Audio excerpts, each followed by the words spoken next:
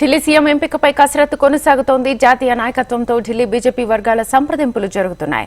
ఇప్పటికే సీఎంతో పాటు కేబినెట్ రేసులో ఉన్న పలువురి పేర్లతో జాబితాను సిద్ధం చేశారు. విదేశీ పర్యటనను ముగించుకుని ఢిల్లీ చేరుకున్న ప్రధాని మోదీ దృష్టికి సీఎం మంత్రి రేసులో ఉన్న వారి పేర్లను తీసుకెళ్లనున్నారు. సోమవారం లేదా మంగళవారం బీజేఎల్పీ సమావేశం జరగనుంది. ఈ భేటీ తర్వాత ఢిల్లీ కొత్త సీఎంపై క్లారిటీ వచ్చే ఛాన్స్ ఉంది. ఈ నెల 19 లేదా 20న ఢిల్లీ కొత్త సీఎం ప్రమాణ స్వీకార కార్యక్రమం ఉంటుంది. ఇదిలా ఉంటే సీఎం అభ్యర్థుల ఎంపిక విషయంలో ఆచితూచి అడుగులు వేస్తోంది బీజేపీ. కుల సమీకరణతో పాటు క్లీన్ ఇమేజ్ ను పరిగణలోకి తీసుకుంటోంది. తొలిసారి ఎమ్మెల్యేగా గెలిచిన భజన్ లాల్ ను రాజస్థాన్ కు సీఎంను చేస్తూ అందరినీ ఆశ్చర్యపరిచింది. ఢిల్లీ సీఎం ఎంపికలోనూ ఇదే తరహా నిర్ణయం తీసుకునే అవకాశం ఉన్నట్లుగా తెలుస్తోంది. ఢిల్లీ అసెంబ్లీ ఎన్నికల్లో తొలిసారి ఎమ్మెల్యేగా 4 మహిళలు విజయం సాధించారు. ఈ 4 మహిళల్లో ఒకరికి సీఎం పదవి ఇస్తారనే ప్రచారం కూడా జోరుగా సాగుతోంది. ఇదే అంశానికి సంబంధించి ఫుల్ డీటెయిల్స్ మా ప్రతినిధి రామకృష్ణ అందిస్తారు. రామకృష్ణ, ఢిల్లీ సీఎం ఎంపికపై కసరత్తు ముమ్మరంగా చేశారు. మరి ప్రధానమంత్రి నరేంద్ర మోడీ తిరిగి వచ్చారు విదేశీ పర్యటన నుంచి. ఇక రేసులో ప్రముఖంగా వినిపిస్తున్న పేర్లు పర్వేష్ వర్మ, విజేంద్ర గుప్తా, సతీష్ ఉపాధ్యాయులు.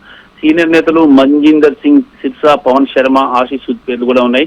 మరి మహిళా నాయకులలో రేఖా గుప్తా, శిఖారాయి పేర్లు కూడా ప్రస్థానానికి వచ్చాయి. కొత్తగా ఎమ్మెల్యేలుగా నెగ్గిన కర్నైల్ సింగ్, రాజ్ కుమార్ భాటియా పేర్లు కూడా ఉన్నాయని పార్టీ వర్గాల నుంచి అందుతున్న సమాచారం.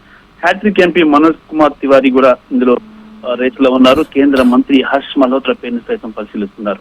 అయితే ఈసారి ఢిల్లీ ఈ విషయంలో చాలా ఆచితూచి అడుగు వేస్తున్నారు.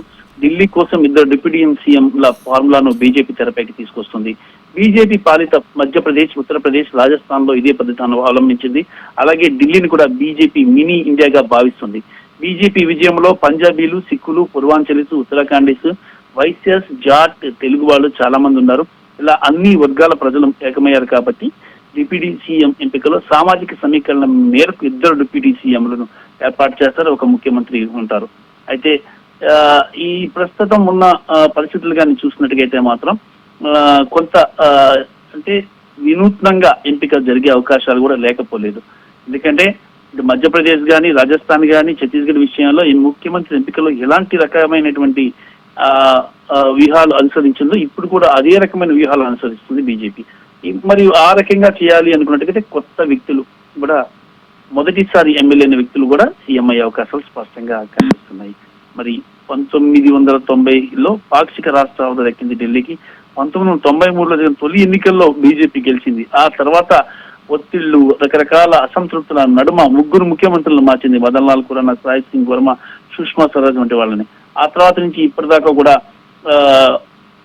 ఎలాంటి అవకాశం బీజేపీకి దక్కలేదు. మరి 27 ఏళ్ల తర్వాత వచ్చిన ఈ అవకాశాన్ని దాన్ని సద్వినియోగం చేసుకుని ఢిల్లీకి మంచి పరిపాలన అందించేందుకు, రాజకీయంగా ఇక్కడ మళ్ళీ మరో 5 సంవత్సరాలు కూడా ఇక్కడ పాగా వేసేందుకు అవసరమైన అన్ని వ్యూహాలను కూడా బీజేపీ అధిష్టానం తయారు చేస్తుంది.